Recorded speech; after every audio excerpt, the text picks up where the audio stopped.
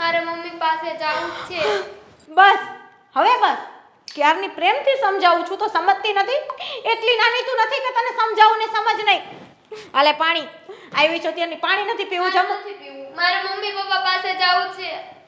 પાણી પી લે કીધું ને મેં. પીવું. છેલ્લી વાર કહું છું પાણી પી લે. નથી પીવું મારે. તો કાઈ નહીં રે એમને થોડીક વાર પાણી વગરની તને પણ ખબર પડશે.